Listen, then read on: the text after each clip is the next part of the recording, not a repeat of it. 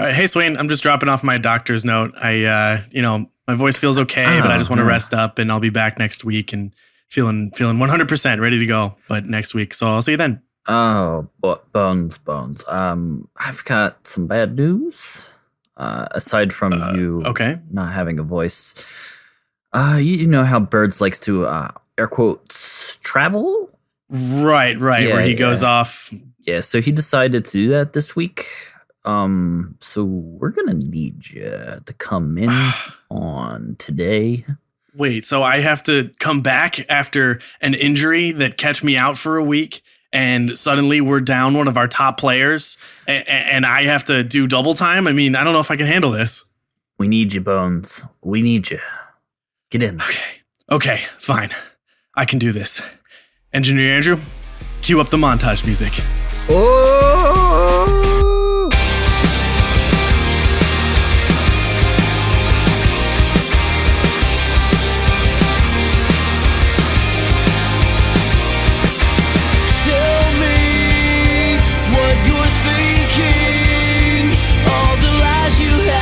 Told, and all the promises you broke.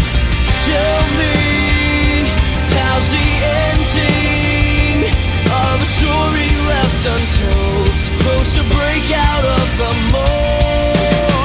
Sever your ties. I can't believe you're waking up. Open your eyes. This is where you break through.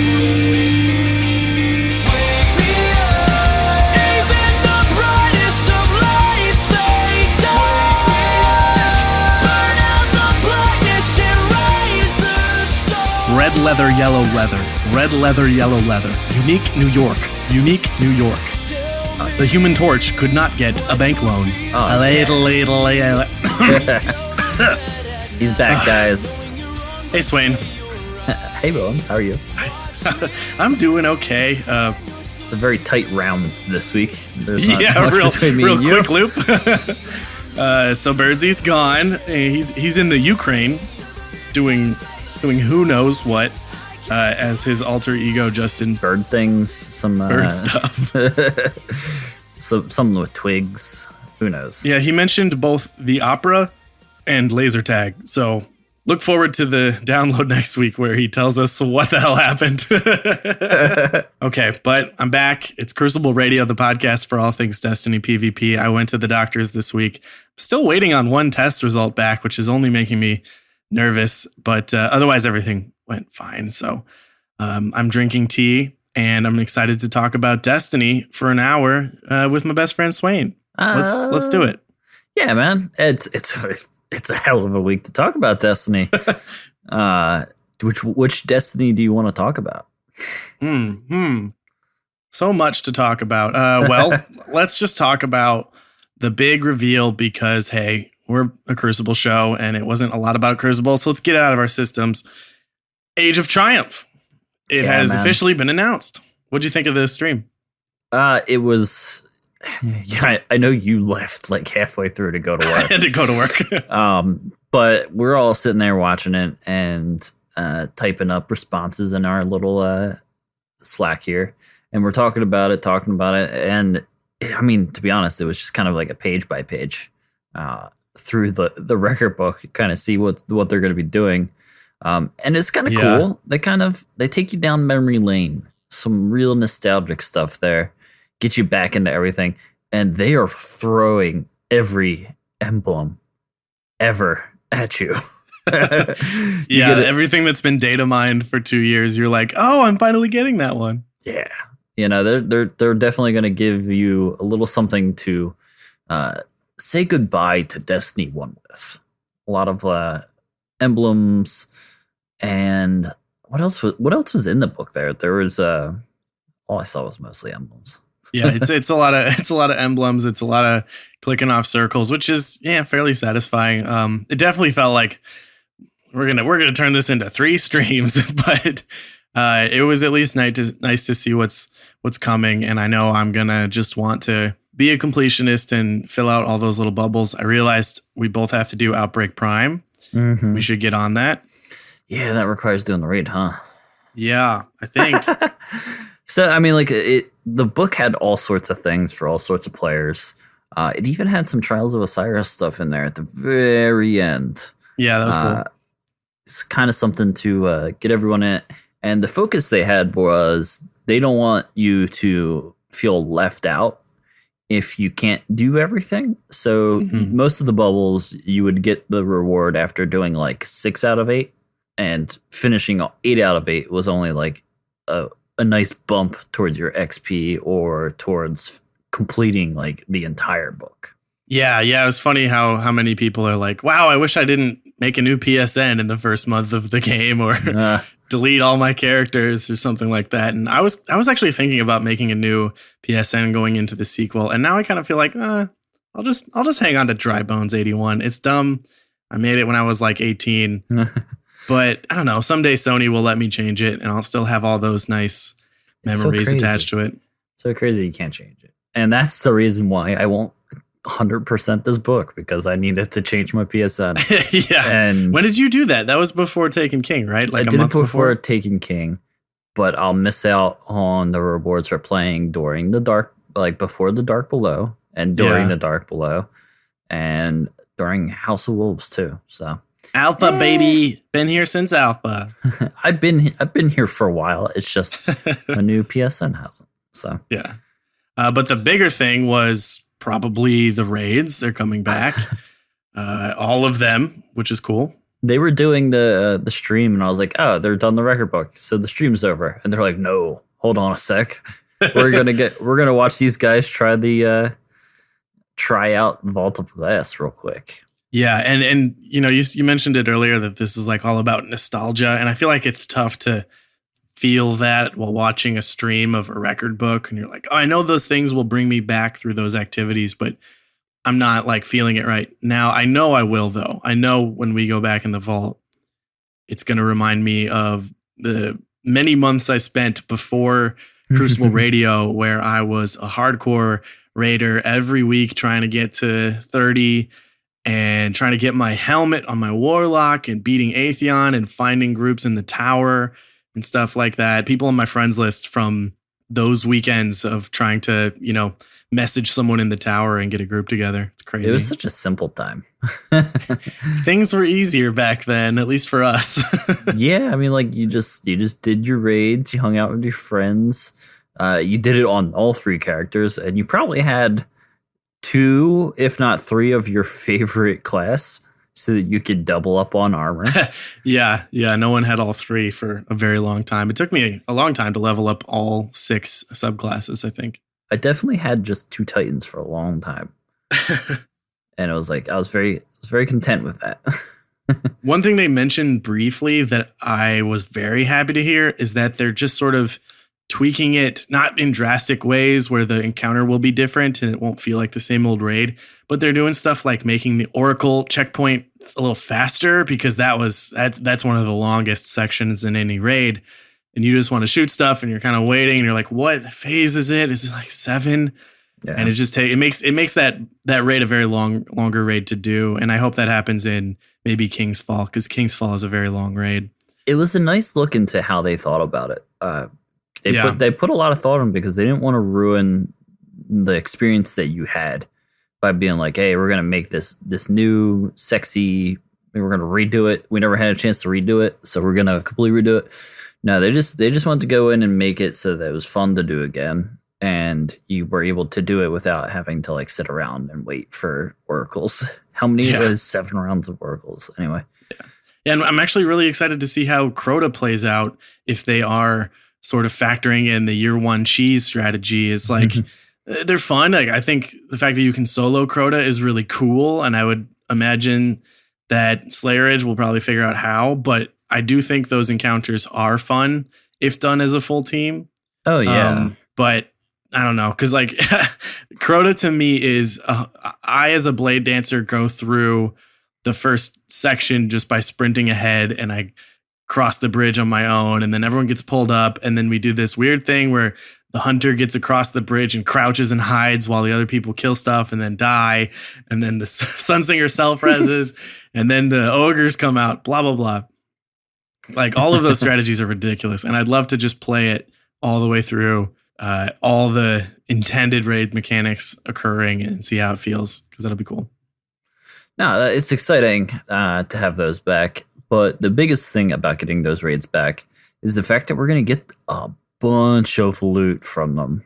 Yes. Oh my God. I can't even imagine. Like they hinted at like guns, armor, ornaments, like ornaments for stuff that we've never had ornaments before. So yeah, the that shiny hunter that was first in the preview looks like it's Vault of Glass armor with ornaments, and it looks insane. It's got the Vex legs and stuff like that, and the Vault gear is some of my favorite gear to ever exist. So I'll be so bummed if I only get like 88% on all my gear and don't use it much for PvP, but I'd love to go into Crucible rocking that. Is there any guns that are good? Since we do talk about the Crucible, is there anything it's worth searching for? It's so weird with the Vault of Glass. A lot of those guns, people never really even got them. Like, yeah. There's definitely a lot of people that just don't believe the Praetorian foil exists because it never dropped for them. Yeah. Or it never dropped for anyone they were with. That's the other thing too, is that if Vault of Glass has a reward system that works like Wrath of the Machine, I'll be so happy just to get stuff and know that I'm getting stuff. Yeah. Because Vault was do a thing, maybe for get months, a thing, and just maybe never see it. Like I've never seen a few Vault weapons, and I've done it plenty of times, long past since year one, which is just kind of crazy. So I'm really excited for those to come back. But yeah, Praetorian foil, very good build. Let's see if assuming the perks are all still in place. Praetor's Timepiece has the Grasp with Moloch rate of fire, if I'm not mistaken.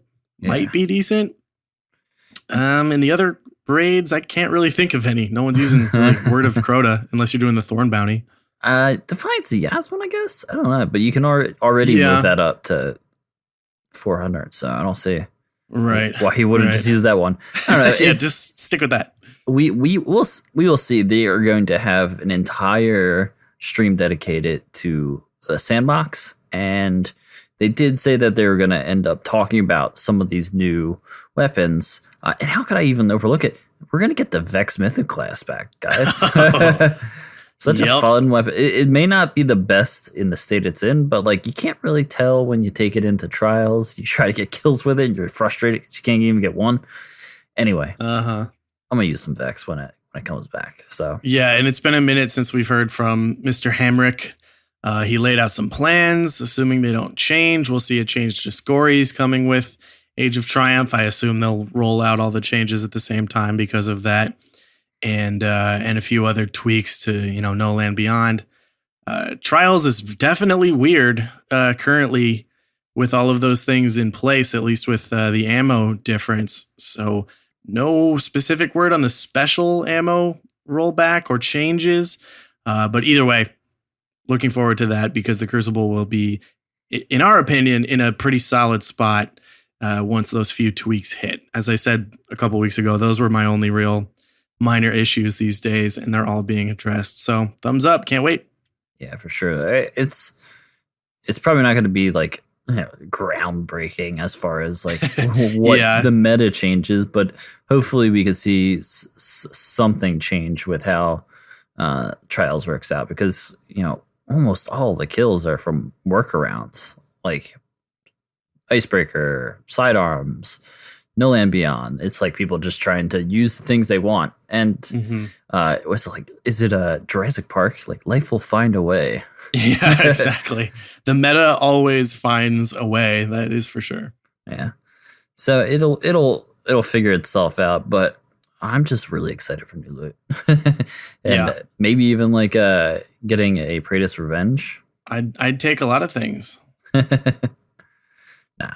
Well, speaking of the meta, if I may just kind of ramble a little bit, since I didn't get to do my usual rambling last week, I wanted to lay out what I thought were like the best subclasses currently. And now that the primary weapons have come into play and the special has come out, I think it does impact abilities quite a bit. And I've noticed a few things.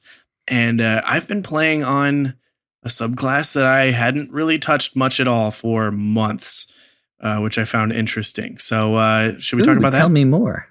Oh, I will. You like hot takes? Give me some hot takes. These are lukewarm takes to pretty warm takes. I feel like a lot of people will probably agree. Yeah, especially after I dropped the hottest take of all this week. You're crazy. You're the absolute madman.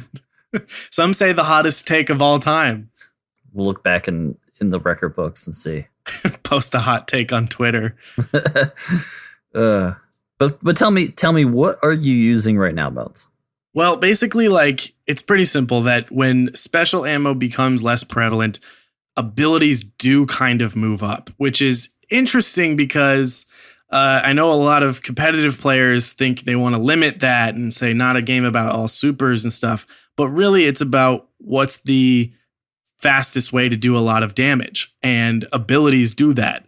A lot of abilities, they're all, doing over 100 damage in a short amount of time, and they're going to have some strength. So with the change to that, I feel like there is probably 4 that I think are just great right now. And, I'll say 5.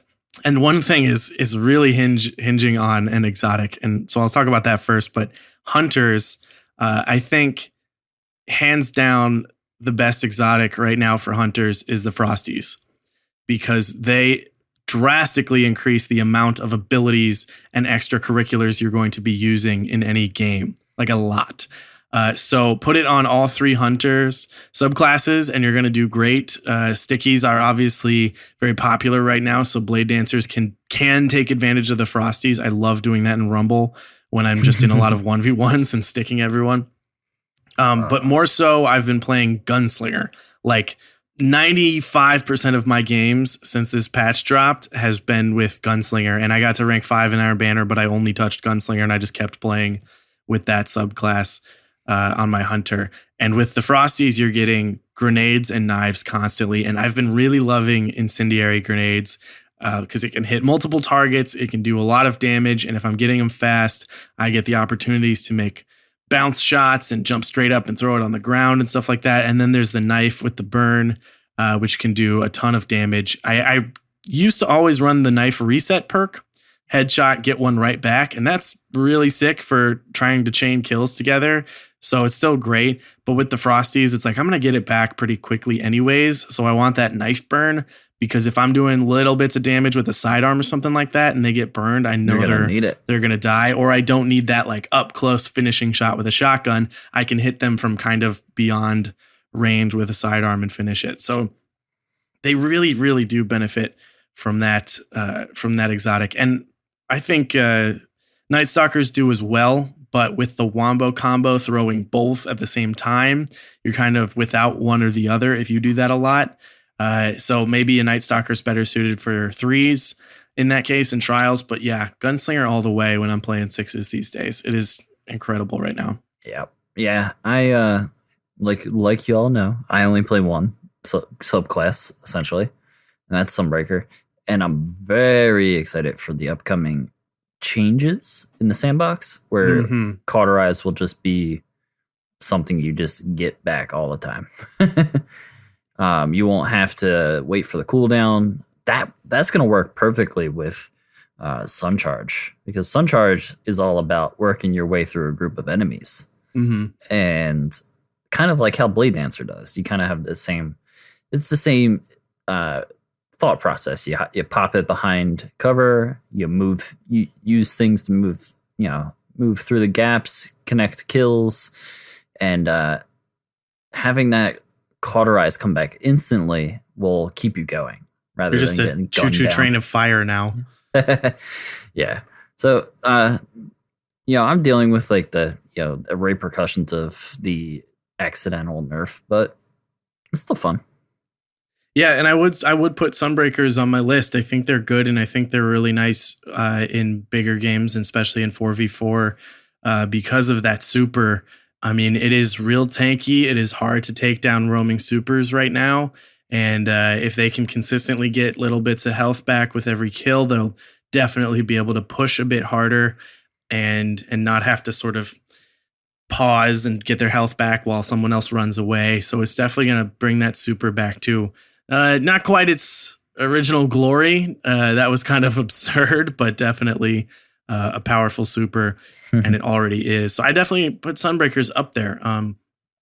That being said, I do think Strikers are very solid. Strongest. Yeah, they just have a kit that works so well and It's genuinely durable feels through good. nerfs. Right. They don't really go up and down all that often. The change to Jug is a little weird, but yeah, I think the Jug issue goes down. I still see it, but I think especially in pubs, the shoulder charge becomes huge because not everyone has a Matador waiting to hip fire you when you get too close. You get enough opportunities to try to get in people's faces. I've definitely played some Strikers that only try to do that, and it's very funny because like I'm still gonna figure out how to kill you. It's not like I'm defenseless without my Matador, but it's definitely strong, especially when you can use it wisely. And I think Strikers have always sort of fared pretty well in both 6s and 3s. Lightning grenades, being able to cover huge areas at a time is always great as an area denial, and as just pure damage, they're always fantastic. So yeah, I think there's 2 Titan subclasses that do great, and then there's plenty of people out there making defenders work really well in trials too. I mean, Titans are pretty solid these days, in my opinion. So Bones, as a Warlock, what do you think about the Warlock subclasses right now? You know, I've been playing Warlock a little less often. I have always played it the most, but a little less often. When I do, I'm basically on Stormcaller. I think Storm is fantastic at the moment. The minor nerf to the melee was not crushing. It's no longer quite as crazy in terms of distance, but it's still very effective. Again, the whole point of abilities being strong is that you can get close because there's less shotguns, that kind of thing. And, pair it with a hand cannon and you can still make a mess of people. But the super is absolutely still very powerful. Really hard to take down a Stormcaller. I've seen a lot of Blade Dancers get shot. I've seen a lot of people focus firing on Sunbreakers if they're not wearing Twilight because you can kind of track their movements. But Storm with a good Ionic Blink is just so tough. Look at the 3Bs on Twitter.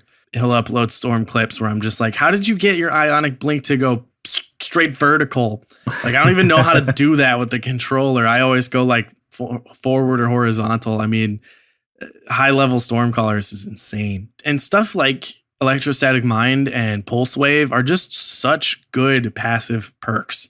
Pulse Wave is so awesome and just so comfortable, and it feels good to be able to reload fast. And especially if you're just using Ophidian Aspect, you're going to reload everything quickly. It's really nice to have boots with Second Wind or Pulse Wave. So all the time in a game, you might be just quickly reloading and having fast handling and stuff. It's very nice. Very nice setup. And it's working well in 4s because we have this new rule in 4s and competitive that everyone has to have tier 3 discipline. Storms had tier 0 or 1 at the max for a very long time. So they are not impacted by that at all and just get more opportunities to push up and use their melee. So those, I think, are the strong ones. I don't think Blade Dancer is by any means terrible, and Voidwalkers are still fine. I just feel like everyone's getting real used to avoiding Axions, and it's no longer the nuisance, and you're not getting double kills with Axion bolts as much anymore because people are pretty familiar with the slide and technique, and they're just run away. But they're still good. Well, Bones, I want to do some questions, but we're going to do our DCS segment real quick, give you some updates on the competitive side of Destiny right now. Let's jump right into it. Welcome to DCS coverage with Crucible Radio. I am your host, Bones. With me, as always, is Swain, and we are going to talk about the past couple weeks in the DCS Destiny Championship Series. organized by Far Cognitions. So what's been happening is these guys have been playing in the second qualifier event and the final qualifiers. And starting this weekend, things are getting underway. The season is kicking off. So let's see what's been happening leading up to that. Oh man, it is a great time to be watching some competitive Destiny, some great games happening, and some really great names for some teams here. Yes, our favorite is always just hearing everyone's team names and who's changing to what team name, but always interesting in the world of gaming. So 62 teams entered to try and capture a spot for the final qualifiers. That's a lot of teams, and this is going to, put them in spots moving forward into the season. So even though they're just trying to qualify, the stakes are still pretty high. And in the second qualifier event, and the bracket was basically dominated by Sick by Definition and the Anaheim Sideliners. So SBD is a last-minute pickup team. They've got Game Boy 90, The Insanity, Rucka Lucka, and Roasted and Banana, and they didn't drop a single game until the 5th round, and they came across a team called Kicked from Calestra, and they put up a tough battle. And they were down 0-2 in this series, and they pulled out this reverse sweep to go 3-2 and finish. and there's a very entertaining clip from that game. It's pretty intense. So that is a big comeback. And then you've got the Anaheim Sideliners. They also didn't drop a single game until round 5, and they are rallying comebacks to take down teams. There's this great clip of being down almost 700 points with 30 seconds left to go on Cauldron, and they're thinking that the other team is going to run away, and then they realize that there's another push happening, so they got to do a wipe, and they get a team wipe and skate by 50 points. Really, really intense finishes, and this is just second qualifiers. But of course, the story here, after all of that, Sick by Definition is disbanding and dropping out to join other teams for the finals. So these guys that played together are now on completely different teams going into the final qualifiers. Such an interesting aspect. It feels like free agents in the middle of a season, just kind of taking off. All right, I'm on my new team now. Yeah, those last minute preseason trade deals going through that no one expects and can really change the face of the league. Yeah, hopefully we see some of these players get injected into some already finalist teams and make a difference, because these are some really good players here, and I would love to see them get further in. Mm-hmm. So let's talk about the final qualifiers. So the big story, and this has been going on for a couple weeks. It's not quite a secret, but Pashi has been secretly playing on an alt account known as Louizzle. As everyone knows this at this point, he on stream deleted all 3 of his Guardians on his main account, said, I'm going to wait for the sequel. But of course, not very many people can stay away from Destiny, as we know all too well. And he is back with the God Squad competing on a different account. And luckily, everyone has a good IS Luna. Everyone's got a Matador, so he's good to go. Yeah, I like watching Pashi play, and it's good to see him back. He used to do the streams just from a OBS and stuff, and had his face cam going, and he's going old school with the PlayStation, straight off the PlayStation for these ones. It's like an NBA player returning to their roots and practicing on the hoop they played on growing up, something like that. But yeah, sure. I mean, he's gonna make an impact in this league, and he is one of the prominent players that everyone knows. And I know a lot of people were kind of bummed to see him say that I'm gonna sit it out and wait till Destiny 2. But of course, he is back, and the God Squad is making moves. But before that, Bomb Squad Kittens, another big story, had 3 members out of town, and they had to pick up some subs. So of course, they grab a couple guys from Sick by Definition, Rucka Lucka, and Game Boy 90. And actually did pretty well with this sort of haphazard team. They dropped down to only 4th overall, but they will be ready to battle with their full squad at the season opener.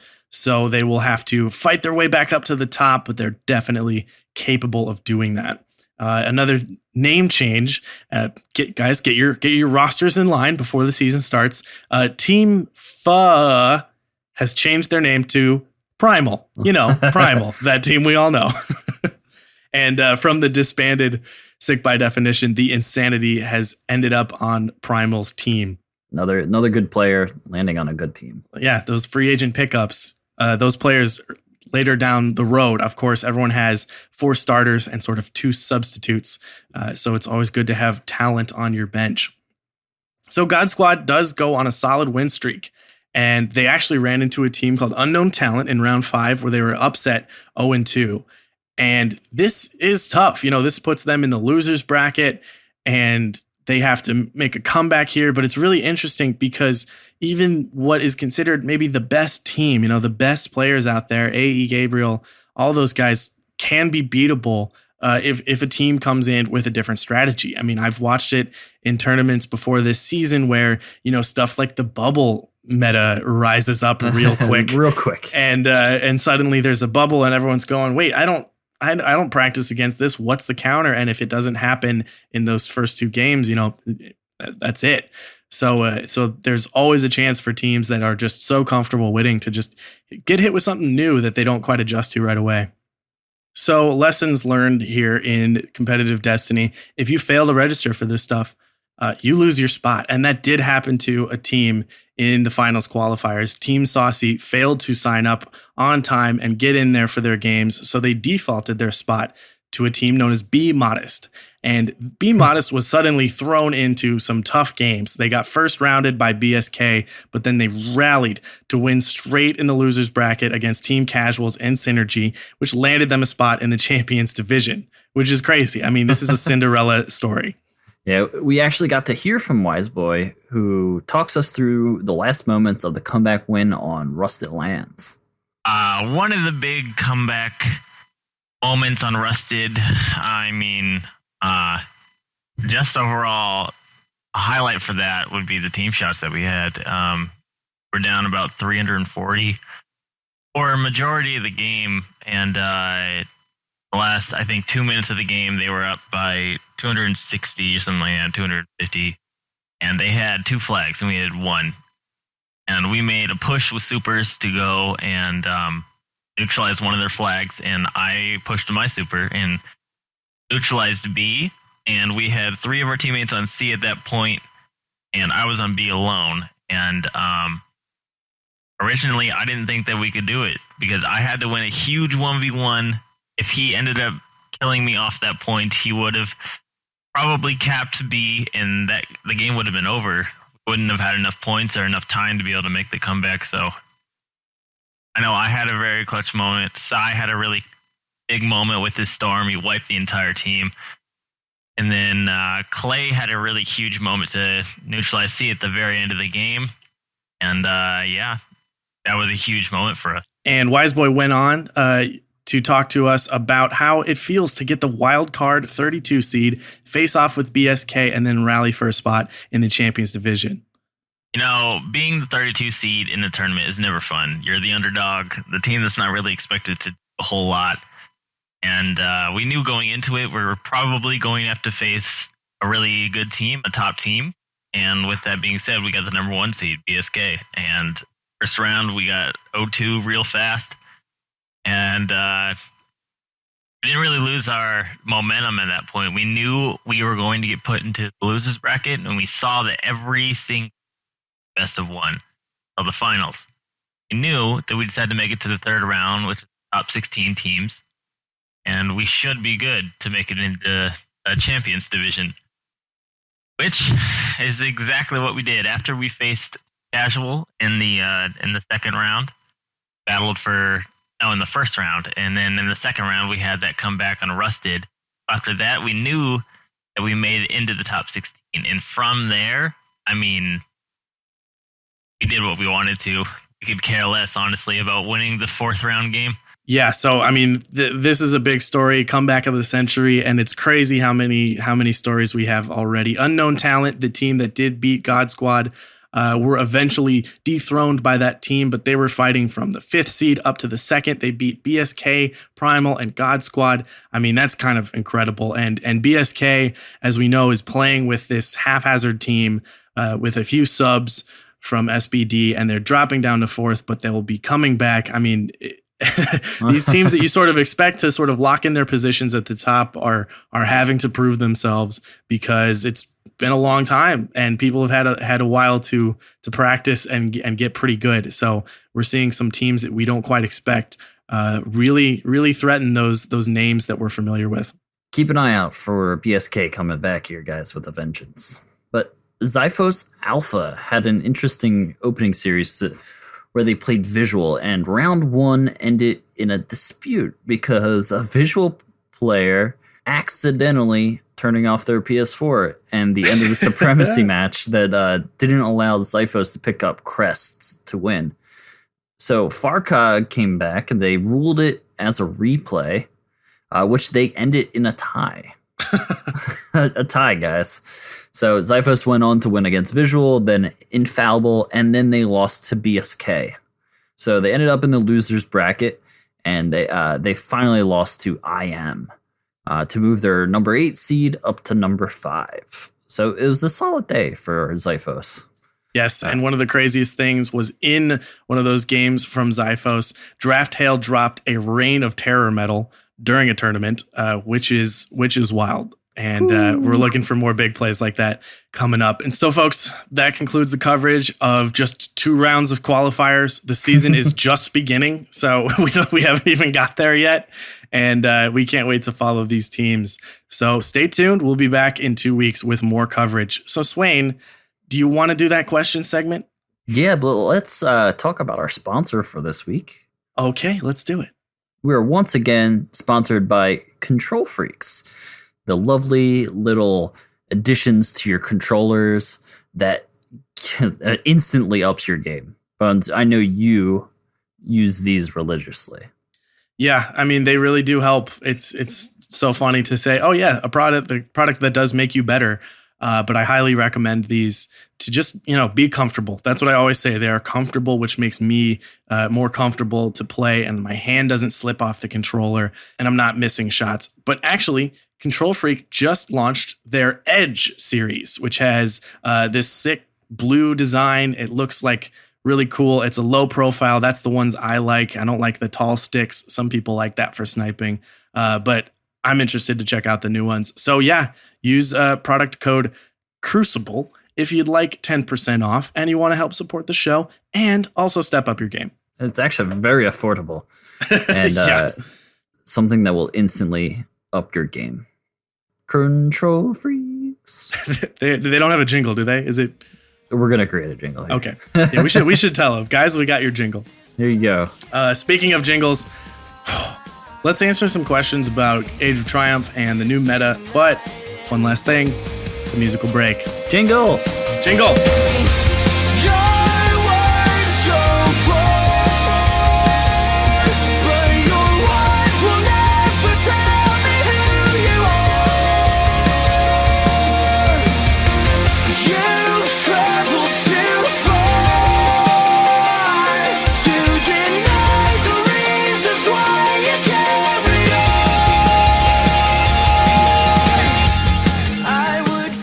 Hey guys, it's Engineer Andrew here from the Crucible Radio team, and this is going to be kind of fun because this week this is my old band, Skyhook.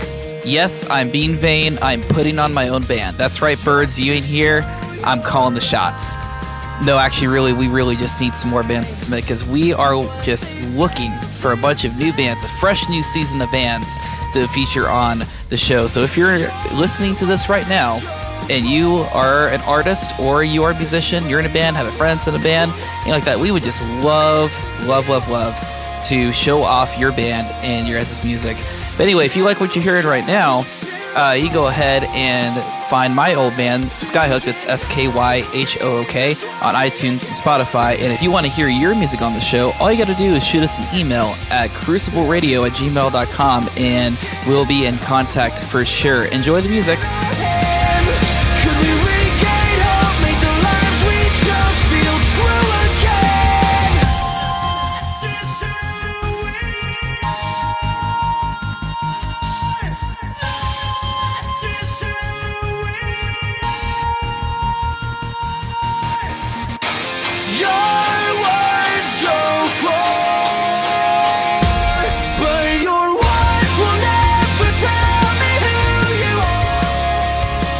Okay, we're back. I need to do like little voice push-ups off on the side. I'm not quite full strength here. And I haven't talked for a straight hour in a minute. But people need to know. They need answers. We are going to answer questions from Twitter. And Swain, what do we have this week? So over at Crucible Radio on Twitter, we asked, what do you guys think? What do you want us to talk about? What do you want to hear? And first up, we got a question from fellow Vooper. Is that a good way to say it? Yeah, he's a Vooper. Is Lego LaFlash. And he asks, what is your favorite way of keeping PvP fun for yourself? Is it improving your skills or trying new things? You know, I mean, Swain, you know this. I do have fun winning, and sometimes that does make it hard for me to just go, I'm going to use this goofy loadout and just go use a stupid auto rifle and some... Bones loves winning. I do, and some off-brand fusion rifle. Like, if I'm going to fusion, I'm going to use my best one. But I don't know. I think with the patch, it's been helping me use a variety of special weapons. I think that's important. I think to keep it fun for me, what I really have to do is get into scrimmages with friends, because I can get really frustrated just solo queuing sixes and kind of forgetting why I'm doing it. I get really spacey. I start losing my fundamentals, and then I start dying, and then I'm like, why am I doing this? And I don't get my IS Luna. I don't like that anymore. I can't just solo queue sixes for that long. So 4v4s with friends, so much fun. That makes me jump onto Destiny anytime, no matter what new game I just bought. No, I mean, like, I totally agree with you there. And having fun is the key for me. Like, I don't want to play a game that I'm just not having fun with. Yeah. And playing with friends, usually in an open mic scenario, I like a lot. Everybody likes scrims. Everyone likes playing. Well, not everyone, but most people like playing scrims against their friends and like turning off the mics of the people you're playing against and really getting into it, doing your call outs, practicing your flanks, practicing your rotating and all that. I just like to be able to talk some smack against someone I just killed and have some fun, make some jokes, get some crazy plays, and do it with some crazy weapons that like no one's aware exist anymore. That's fun to me. And, it requires having a group of friends willing to do it, but there's always something there for me. Right now though, I can't find myself like solo queuing into things. Yeah. It's tough. It's tough to do, especially like in Rumble. Like, you can't really play the way you want to play in Rumble anymore. And for me, that was always just like a fusion rifle and a hand cannon. If you want to play some Rumble, you gotta get with the times. You gotta use a sidearm, or you gotta be really good with your primary, which I am not right now. So taking a little break from Rumble and just playing with friends. That's what's doing for me right now. Robeson 1070 asks, do you have a hard time, as I do, transitioning back to Destiny from PvP of other games, with frames per second or matchmaking? It's interesting. I think that changes from game to game. Some games are different enough for me where my skill isn't thrown off. If I go play Overwatch for some reason, I'm pretty okay going back to Destiny, as long as it's not like seconds later. Because Overwatch being in 60, then going to 30, that'll definitely give me a headache. But if it's night after night, I'm like, yeah, no, I got my skills. But weirdly enough, playing Titanfall 2 a lot threw me off completely. Like, I could not shoot anything in Destiny for like a whole night after playing a week of Titanfall. And then when I tried to put Titanfall 2 back in after not playing it for a couple days, I couldn't kill anything. Like, I was just completely done. I was like, I forgot what to do. So I don't know. It's completely different how that game impacted my abilities in Destiny. So mostly my second game right now is Overwatch, and it's easy for me to go from Destiny to Overwatch, but not the other way back. Simply because in Overwatch, I'm playing other types of things where I'm not really you don't necessarily need to rely on your aim. I'm not usually doing like DPS, usually healing or something weird like Varus. So my primary game is absolute trash when I come back to Destiny from Overwatch, because I'm not really having to worry about like being super being super precise, like over and over again with a primary. And sometimes like that's what's required. You need to be able to hit three headshots real quick in Destiny to win that 1-on-1. So it usually takes me a night or two to get back, but it's not too big of a deal. Bipolar Bloodlust asks, what is the most effective way to use a shotgun and movement in the current meta? Swain, have you just been sticking with fusion rifles? Should I take this one? You should definitely take this one. Well, so I think the one thing about shotguns that is the most noticeable, despite everyone saying they're dead, we clearly know otherwise based on competitive play, the aerial damage is a thing, and the accuracy. I say damage because aerial plays allowed you to get really consistent crit shots because you're shooting directly onto their head, but the lowered accuracy plus no critical damage is noticeable. So I think in terms of being effective with a shotgun, you need to factor that in, and you need to play a bait game because at the same time, you can no longer just sort of sprint into a room and take down two before they get you. Like, you will get melted running through doors with powerful hand cannons and pulse rifles.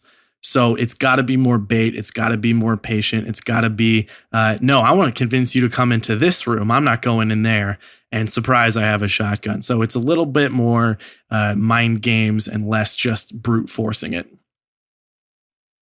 Yeah. I can't say much about it, but I definitely been killed less by shotguns. That's kind of convenient. So next question is from Rosen Targaryen.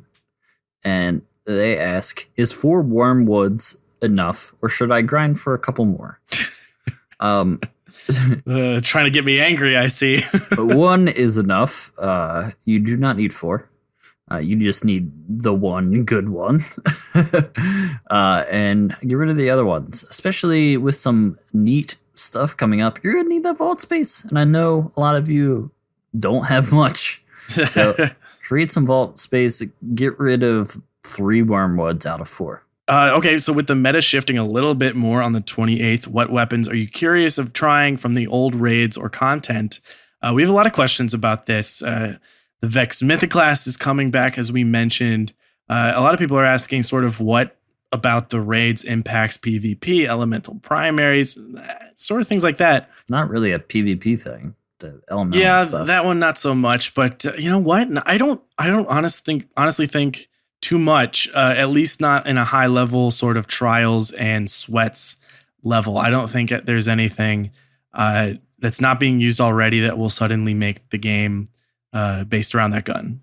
It's a big difference between what competitive Destiny is currently doing and what people are doing trials. Trials is definitely the biggest focus of everybody's week. The most players play it, and it ends up being where a lot of the meta is sorted out. You see every week, Destiny Trials Report puts out that report of like, what was the most used over this past weekend? Primaries, secondaries, heavies, there's percentages. It's all laid out for everyone to see. And that's where a lot of people will be like, hey, how come, this needs to get pulled down? This is where they get their information, like tell Bungie what they need to be doing. And that's where we get our information. Like, sidearms and icebreaker. Big thing right now. They got to get around the special ammo economy. Yeah, I mean, just like the primaries in the raids, though, and many of the weapons from the most recent King's Fall and Wrath are all totally based on basically those raids. So stuff like Cocoon is kind of convenient, but eventually towards Wrath of the Machine, the guns really focus on doing more DPS and things like that, and fallen damage and things. So I don't know if there's anything from the old ones that really just dominated the Crucible. I want to see if anything changes for them. Yeah, that's really the question here. Those year 1 guns, those Vault of Glass guns were very unique. And it's definitely one of the reasons why they got left behind. Because their perks didn't always like play well with current perks. And they kind of just like stood out like not like a sore thumb, but they definitely changed the way they did things after the Vault of Glass. Praetorian Foils perks is a very good example of what were you doing? Just put everything on this fusion rifle, call it a day. But But I would like to see if they change any of that in these year 3 versions. Yeah, definitely. So Northwest Hansen asks, what percentage of the record book do you think you've completed already? Nice to hear no one will have it completed day 1. That is nice, because at the beginning of the stream, I was just like, I'd done all this. I've played thousands of hours. Why would I have anything to do? I think I'll have a probably up there in terms of biggest chunks done already, which is great, because then I get to click all of the circles and that'll feel amazing. I don't think I have a ton done because of my Switch. When I switched over PSNs, I ended up like focusing a lot more on just, certain areas of the game. Whereas before that, I was kind of doing a little bit of everything. I did the raids, I did strikes, I did public events, all that. Like that was my PvE content before then. And we'll see. I wanna see how much I'm gonna have to grind through this record book once it comes out. The other thing is that you're kind of a main, you're a Sunbreaker Titan, and I just play a new class every night. So I think nomad. It sets me up for all those class pages where it's like, kill stuff with your hunter. I'm like, no, I got that covered. And then I was looking at my factions, and if at least I'm clicking them off with my warlock, I mean, I've got everything far above 25 on all parts and stuff like that on all characters. So I'm imagining I'll have plenty of circles to fill in. Here's a good question from System 52. What other podcasts do you guys listen to? Oh, geez. Okay. Mine's really boring, but you can go first. I know yours. They sound boring. I'm sure they're very interesting, but it's just a boring list. I'll talk about it, but you can go first. I listen to plenty of Destiny podcasts, but outside of that, I've been a podcast fan and a podcaster for a long time before I even bought Destiny. So I really like comedy and improv shows. I love Comedy Bang Bang and a lot of things from Earwolf. I'll jump around on that because there's like 30 good shows on that network. I really love How Did This Get Made, which has Paul Scheer and Jason Mantzoukas and June Diane Raphael that talk about bad movies and why they came to be. And it is amazing because you get to watch the bad movie first and then listen to the show. That is the funniest, most fun segment. And especially if you have a backlog, you can be like, ooh, they did Spider-Man 3. I can't wait to hear them make fun of that. And that is just a damn good podcast. One thing that Birds just got me into, and I'm glad I can answer this question for him while he's gone. It's a show called Homecoming, and it is a narrative podcast. It's a 6-episode podcast. You can get it on Spotify as well as everywhere else. But it's a story. It's acting as opposed to roundtable format like us. And it is really, really interesting. It's about this place that does sort of rehabilitation for soldiers back from war, but they're kind of experimenting and it's kind of a mystery. And the acting is amazing. It's got Catherine Keener and David Schwimmer and David Cross and Oscar Isaac. So like star-studded cast for this 6 episode podcast. And it's so good. I definitely recommend reading it. Kind of shorter episodes, like 25 minutes. So you can do it on a commute. And I just like ate this thing up. It's like my dream in terms of podcasting. It's really fun. So like I said, mine's kind of boring for the general public. I listen to Annie Donna. They have a podcast that's very absurd. Our favorite sketch group, Anti-Duna. Anti-Duna. They have like, it just ends up being like 30 minutes of nonsense and then abruptly ends every single time. But I listened to that one. And lately I've just been listening to financial podcasts, mostly because... dork. Yeah, I'm a dork. But no, this is something I want to give a little bit of advice to everyone out there. You should be like, especially if you're in gaming and you are like a streamer and all that, I can't recommend it enough to make sure that you are doing it right. Having your finances for it set aside, paying your taxes, man, you don't want to be at the end of the year and owe money. So, no, it's given me a different perspective on things and focusing me for the future. So, yeah, that is really the beauty of podcasting. Even if I'm making fun of you, is that there's a show for so many things and you can get good advice or just learn stuff. I mean, like podcasting is the way to learn. Fuck reading books. I Listen go through to a show on the way to work and learn something cool. I go through like waves of whatever I'm interested. I'll be like, oh, I'm interested in this right now, and I'll scoop up like 5 or 6 podcasts I like. I'll like go through one and be like, oh man, that wasn't enough content. What's another one? And I pick up another one, and then I'm like, all right, that one's done. I listened to all of them. All right, what's the next one? I got a lot of time driving to work and at work when I'm like prepping or doing all that. So podcast, wave of the future. Yeah, we're on it, baby. We're riding that wave. Okay, let's do a little bit of speculation. I actually like this question. It's from Do You Even Garber? And he asks, do you think Destiny 2 will have Trials of Osiris or Iron Banner? So I'll combine this with Ice Hunter's question of someone on Twitter had a hot take that Trials should go away until Destiny 2. Thoughts? Who could that have been? Oh no, who was it? No, it was me. I felt like stirring the pot the other night, and I said it on Twitter. And you obviously got a bunch of responses that people don't want it to go away. It's the only thing that they liked about Destiny currently. And I understand that. I just did it. I just said it because just seeing a lot of negativity surrounding it lately, and people being upset about it, and some hate mail going out. And I just like the positivity of the game, and all this nostalgia got me thinking about how much I like raiding and playing with friends.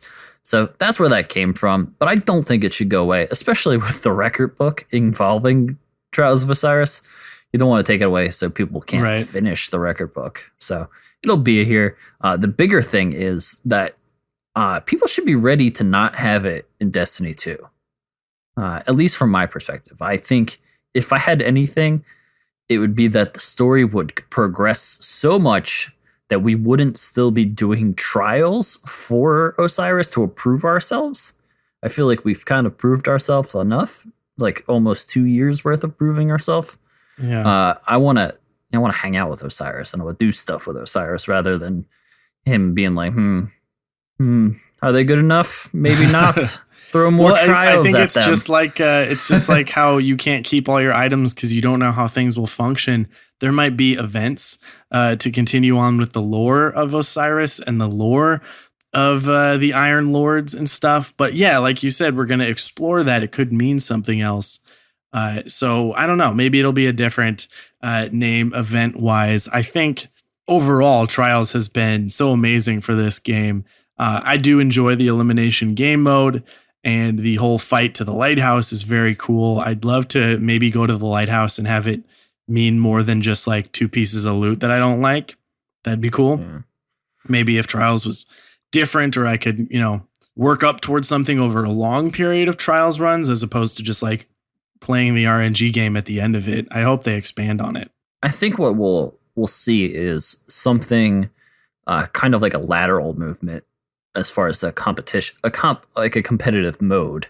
Yeah. Hopefully some like ranked playlists or something where, like you said, you are working towards something over a period of time. You're working towards like an emblem that you are trying to achieve that requires you to play so many games of this new mode, or like a weapon that drops after you reach a certain rank. Who knows? But I want to see something like that. And, for the sake of making things interesting and making things exciting, I want them to move on. I want them to find something new that captures all of our attention every weekend, or captures our attention through the whole week. That'd be great if if through lulls you weren't like, well, I'm not playing until Friday. Yeah, right. If you got up every night and you're like, oh, I got to get on tonight because I got to do that thing that's around all week. Yeah, I think the hope for us and for everyone is that like we know what is great about Destiny, and Trials of Osiris is great, but we always hope that there can be something new and exciting about all of those things. So I think, yeah, monthly or maybe weekly competitive events we'll still definitely see, but who knows how it could change. And, if it's more of the same, that's still okay. But yeah. I am so excited to just see what is different about the game in little horizontal moves, like you said, lateral moves. It's definitely interesting. Yeah. Move the lore ahead. I want more story. Right? Yeah. Let's get a little more info besides go talk to Brother Vance. The speaker. Okay. Here's an important question that I think everyone needs to address out there. Crucible leaders, community influencers. Patus asks, whose side are you on, Pope Bear or Deej? This was cracking me up like all week, basically. And, we love Deej. Deej is our hero, of course. And, he brings us the information that we need. And Pope, I got a bone to pick. He's beaten me in 2 podcast playoffs. I got to deal with that. That pains me. But Deej has been Deej used a platform that Pope could not respond on. A tweet. Tweet has every right. He can respond. 100,000 people watching a reveal stream. And Deej is just taking shots. I was like, what did he do to deserve this after he was baited into deleting a Guardian? Pope, I feel for you, dude. That was pretty harsh. But maybe the Destiny Com pod can allow Pope a rebuttal. But boy, that was funny. You give up your win against us, and I'll be on Team Pope there. Secede the win against the original podcast playoffs. Maybe that will appease the gods. Yeah, until then, I'm Team Deej all the way. Let's go. That was hilarious. Okay, last question. What else? Did anyone tweet at me? Zycam said, legit question. How fucking awesome would it be if there was a Destiny comic series? I agree, man. I just read that new Bastion comic where it's basically Jaws and Torbjorn goes out to hunt the Bastion and finds out it's just playing with squirrels and shit. That was just the best. So I would love that. I would eat that up. And I did this whole series thing, Bungie. You should maybe bring me on. I'll do it. I would love for, like I said before, I'm really into Star Wars everything right now. Yeah.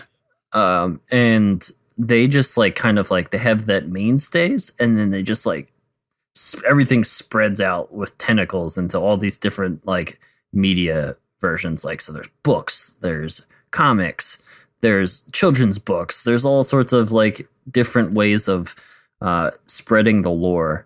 And I think that would be really cool if Bungie did something like that, like a book. Or even like you said, a comic series. That would be really cool. Yeah. Just to read a comic series about something in the lore. And that's canon. Boom. Right there. And everybody can be whoa. Yeah. And definitely sort of keep us talking and conversating throughout the gaps in between content of just okay, we've got all this info in something like House of Wolves about what the Fallen are up to. But then, every so often while we wait for the Taken King, there could be little drips and pieces of information. And because, we've got stuff like the lore podcasts and Bife's videos and all this stuff, people love the lore of this game. And I love the lore of this game. So hearing more about it throughout, 3 years of playing the same game would really, really be cool. And hopefully totally doable with the pretty talented writers and artists at Bungie. That's probably going to do it for this week, guys. Yeah. We are looking forward to the upcoming streams. Next week, we'll probably be talking about what they have in store for us weekly. All sorts of weekly rituals we can do. I think that's what they used. Mm-hmm. After that one will be the sandbox update. So we're very much looking forward towards that one. But as always, you can find anything to do with Crucible Radio at crucibleradio.com. We've got some upcoming things on that we will be debuting on the Crucible site, crucibleradio.com site. And also give us a follow on YouTube. If you somehow are listening to this, you lost us, you don't know where we went. We moved our video podcast over to our YouTube channel, youtube.com/Crucible Radio. Check us out there. Give us subscribe? Yeah. Damn it. So smash that subscriber. Swain, I did it. My voice is dying. I'm not going to lie. I hope it doesn't sound bad, but this was going back to the gym after 3 weeks off or 3 months off. At least you aren't panting and sweaty. Yeah, it's kind of, oh man, I was also going to bring that up. It's back into that time of year where recording means I have to turn off my air conditioning and my room gets real hot and gross. Love it. Okay. Love you guys. Catch See ya. you next week. Bye.